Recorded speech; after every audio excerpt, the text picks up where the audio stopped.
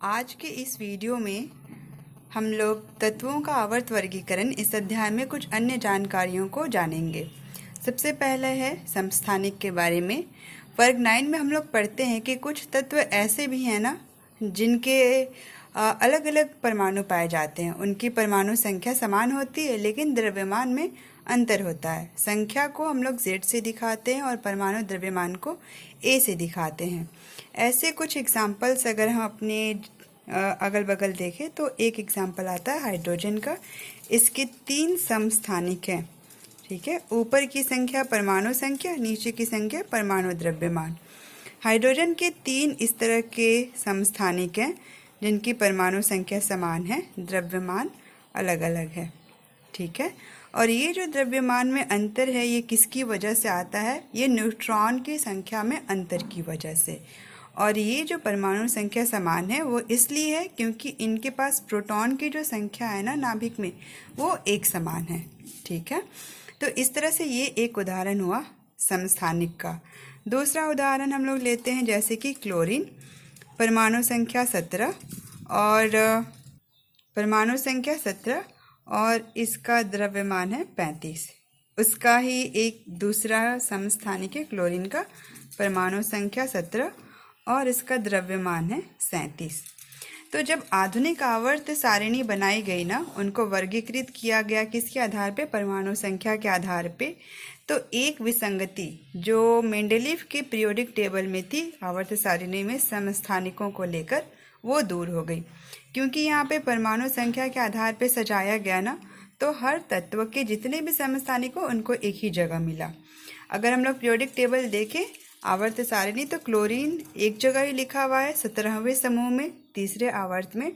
तो उस क्लोरीन का मतलब है कि क्लोरीन के जितने भी समस्थानिक होंगे वो एक ही जगह होंगे। हाइड्रोजन पहले आवर्त में है, पहले समूह में है, एक ही जगह लिखा हुआ है। इसका मतलब हाइड्रोजन के जितने भी समस्थानिक है, चाहे ये हाइड्रोजन जिसका द्रव्यमान 1, ये 2 और 3 द्रव्यमान वाला हाइड्रोजन, ये सब एक ही जगह रहते हैं। तो आधुनिक आवर्त सारिणी की बड़ी विशेषता है कि समस्थानिकों के लिए भी सही जगह मिल गया, क्योंकि इसमें वर्गीकरण का आधार क्या था? तत्वों की परमाणु संख्या, ठीक है ना। इसके बाद दूसरा गुण जो हम लोग पढ़ेंगे वो है इलेक्ट्रॉनिक विन्यास के बारे में। ध्यान रखना है कि किसी भी तत्व का जो इलेक्ट्रॉनिक विन्यास है वो महत्वपूर्ण जानकारियाँ देता है।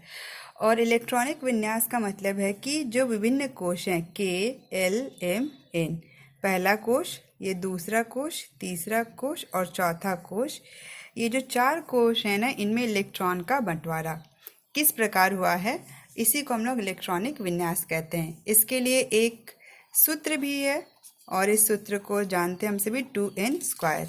और n क्या बताता है? ये कोश की संख्या।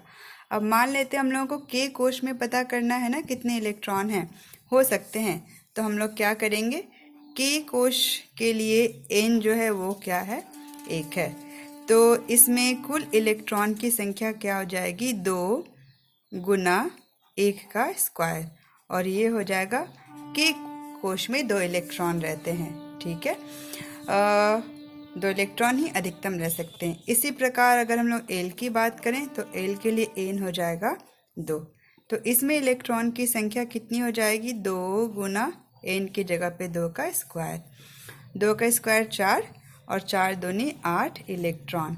तो ये 2n² वाले सूत्र से हम लोग किसी भी कोश में अधिकतम रहने वाले इलेक्ट्रॉन की संख्या ज्ञात कर सकते हैं, ठीक है। और इस तरह से हम लोग इलेक्ट्रॉनिक विन्यास कर सकते हैं।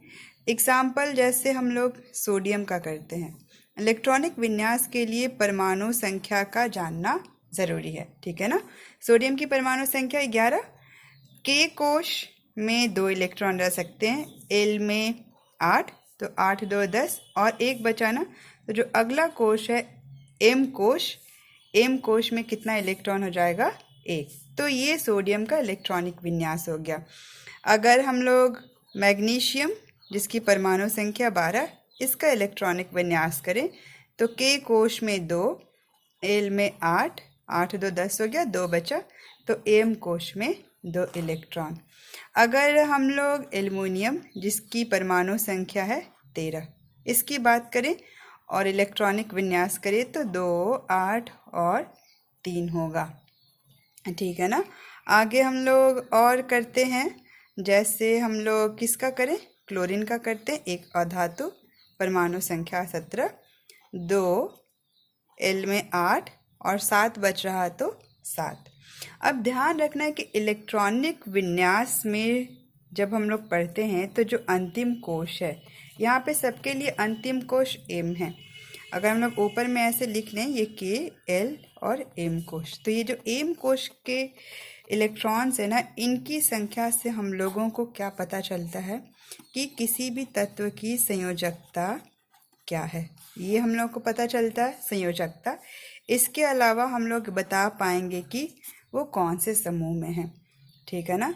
हम लोग इन कोशों की संख्या से ये भी बता पाएंगे कि आवर्त क्या है। तो ये जो इलेक्ट्रॉनिक विन्यास है वो 3 जानकारियां देता है। संयोजकता कितनी होगी, समूह कौन सा होगा और आवर्त कौन सा होगा। अब संयोजकता हम लोग कैसे ज्ञात करेंगे, इसके लिए हम लोग जो है संयोजकता के लिए बस बाहरी कोश के इलेक्ट्रॉन, M बाहरी कोश है, इलेक्ट्रॉन 1 है इसमें, तो सोडियम की संयोजकता 1 हो गई। ठीक है ना। तो जो बाहरी कोश के इलेक्ट्रॉन है, बाहरी इलेक्ट्रॉन, उससे हम लोगों को संयोजकता पता चल गया। मैग्नीशियम की संयोजकता कितनी हो गई, 2। ठीक है। एल्युमिनियम की संयोजकता 3। क्लोरीन की संयोजकता हम लोग कैसे ज्ञात करेंगे, क्योंकि इसके पास बाहरी कोश में 7 इलेक्ट्रॉन है ना, तो इलेक्ट्रॉन देना इसके लिए मुश्किल है। तो ये क्या करता है कि ये 1 इलेक्ट्रॉन आसानी से ले सकता है, तो इसकी संयोजकता भी 1 ही है। और ये कैसे हम लोग ज्ञात करेंगे। अच्छा, संयोजकता हम लोग क्यों ज्ञात करते हैं, संयोजकता का मतलब है कि कोई भी तत्व जो है ना वो बाहरी कोश, चाहे वो M हो या फिर यहाँ पे जो N कोश है, कोई भी कोश हो, उसमें 8 इलेक्ट्रॉन हो। अगर वो बाहर में है ना तो उसमें 8 इलेक्ट्रॉन होना ज़रूरी है। और क्लोरीन के बाहरी कोश में 7 इलेक्ट्रॉन है, 8 होने के लिए बस 1 चाहिए। ठीक है ना। तो तत्वों की संयोजकता इलेक्ट्रॉन का त्याग करना या इलेक्ट्रॉन का ग्रहण करना, ये निर्भर करता है कि वो उनके लिए आसान है छोड़ देना या फिर आसान है ले लेना। और इससे हम लोग तत्वों की संयोजकता बता सकते हैं बाहरी कोश के इलेक्ट्रॉन की संख्या से। एक और उदाहरण हम लोग देखें, जैसे ऑक्सीजन की परमाणु संख्या 8। अगर हम लोग विन्यास करें इलेक्ट्रॉनिक तो 2 और 6। इसका बाहरी कोश कौन सा हुआ, L हुआ ना। और L कोश में अधिकतम 8 इलेक्ट्रॉन रह सकता है। अष्टक पूरा करना हर तत्व चाहता है, तो 6 का अष्टक पूरा करने के लिए और 2 इलेक्ट्रॉन चाहिए। ठीक है ना। और 2 इलेक्ट्रॉन लेना ऑक्सीजन के लिए आसान है, तो इलेक्ट्रॉन ऑक्सीजन की संयोजकता कितनी हो गई, 2 हो गई। ठीक है। तो कुछ तत्व जिनके इलेक्ट्रॉन 1 से लेके 4 तक होते हैं बाहरी कोश में, उनकी संयोजकता वही संख्या होती है। अब जिनके इलेक्ट्रॉन, जैसे हम लोग नाइट्रोजन का लें, 7 परमाणु संख्या 2 और 5, यहाँ पे हम लोग क्लोरीन, ऑक्सीजन, नाइट्रोजन, ऐसे तत्व जिनके बाहरी कोश में 5 इलेक्ट्रॉन हो, 6 हो, 7 हो, उनकी संयोजकता कैसे ज्ञात करते हैं। इन तत्वों के संयोजकता ज्ञात करने के लिए बाहरी कोश के इलेक्ट्रॉन को हम लोग 8 में से घटा देते हैं। क्लोरीन के लिए 8 में से 7, ऑक्सीजन के लिए 8 में से 6, नाइट्रोजन के लिए 8 में से 5। तो क्लोरीन की संयोजकता 1, ऑक्सीजन की संयोजकता 2 और नाइट्रोजन की संयोजकता कितनी हो जाएगी, 3। जबकि जिनके कोश में 1 इलेक्ट्रॉन, 2 इलेक्ट्रॉन, 3 रहें या 4 इलेक्ट्रॉन रहें, यही संख्या उनकी संयोजकता हो जाती है। अब इससे हम लोगों को समूह का कैसे पता चलेगा। आधुनिक आवर्त सारिणी में देखा जाए, यहाँ पे सोडियम है, दूसरे समूह में मैग्नीशियम, तीसरे में एल्युमिनियम है, उसके बाद सिलिकॉन, फास्फोरस, सल्फर और क्लोरीन है। ठीक है। यही उदाहरण हम लोग लेते हैं यहाँ पर। कौन कौन से तत्व हम लोगों ने यहाँ पे लिया है, सोडियम है, मैग्नीशियम है, एल्युमिनियम है, इन्हीं तीनों को हम लोग पढ़ते हैं। अभी हम लोग समूह ज्ञात करना सीखेंगे। तो समूह जो है ना वो भी हम लोग बाहरी कोश के इलेक्ट्रॉन से बता सकते हैं। जिनके कोश में ध्यान रखना है 1 इलेक्ट्रॉन हो, 2 इलेक्ट्रॉन हो, ठीक है ना, उनका समूह भी पहला समूह होगा, दूसरा समूह होगा। ठीक है। सोडियम पहले समूह में पाया जाता है और मैग्नीशियम दूसरे समूह में। लेकिन जब बाहरी इलेक्ट्रॉन 3 हो जाए ना, तो हम लोग कैसे समूह ज्ञात करते हैं? जब इलेक्ट्रॉन कितने हो, 3 से ज़्यादा हो बाहरी कोश में, तो हम लोग कैसे ज्ञात करते हैं? बाहरी कोश के इलेक्ट्रॉन में हम लोग 3 जोड़ देते हैं। तो एल्युमिनियम का समूह क्या हो जाएगा? 13वां। अगर हम लोग क्लोरीन का समूह ज्ञात करना चाहें ना, यहाँ पे 7 इलेक्ट्रॉन है, ठीक है, तो हम लोग क्या करेंगे? 10 में 7 जोड़ देंगे, तो क्लोरीन का समूह क्या हो जाएगा? 17वां, ठीक है। उसी प्रकार अगर हम लोगों को ऑक्सीजन का समूह ज्ञात करना है, इसके बाहरी कोश में 6 इलेक्ट्रॉन है, तो इसके लिए हम लोग समूह कैसे ज्ञात करेंगे? 10 में 6 जोड़ देंगे, ठीक है, तो ऑक्सीजन का समूह हो जाएगा 16वां। नाइट्रोजन का समूह कैसे ज्ञात करेंगे? बाहर में 5 इलेक्ट्रॉन है ना, तो इसके लिए भी हम लोग 10 में क्या करेंगे? 5 जोड़ेंगे और देखेंगे कि नाइट्रोजन जो है वो 15वें समूह का सदस्य है। तो अगर बस 1 या 2 इलेक्ट्रॉन हो तो पहला दूसरा समूह, जैसे 3 से ज़्यादा यानी कि 3 हो जाए, 5 हो जाए, 4 हो जाए, 6, 7 या 8 हो जाए, तो हम लोग उसमें क्या करते हैं? 10 जोड़ देते हैं। ऐसा इसलिए करते हैं ना, क्योंकि बीच में हम लोग देखेंगे 3 से लेके 12 जो समूह संख्या है ना, उसमें 10 का अंतर है, ठीक है। तो ये हुआ समूह ज्ञात करना। अगर बस 1 या 2 इलेक्ट्रॉन हो तो पहला दूसरा समूह, जैसे ही 3 हो, उसके बाद 6 हो या 5 हो या 7 इलेक्ट्रॉन हो बाहरी कोश में, हम लोग क्या करेंगे? इन सब के लिए उस इलेक्ट्रॉन की संख्या में 10 जोड़ देंगे और समूह की संख्या मिल जाएगी, ठीक है। अगला हम लोग आवर्त की संख्या ज्ञात करने के बारे में सीखते हैं। आवर्त की संख्या के लिए बस साधारण सा काम क्या करना है ना, कि कोश को गिन लेना है, कितने सारे कोश हैं। तो यहाँ पे देखो, सोडियम में 3 कोश हैं, 1, 2, 3, तो इसकी आवर्त संख्या कितनी हो जाएगी? सोडियम की आवर्त संख्या जो है 3 हो जाएगी। तो आवर्त संख्या हम लोग कैसे गिनते हैं?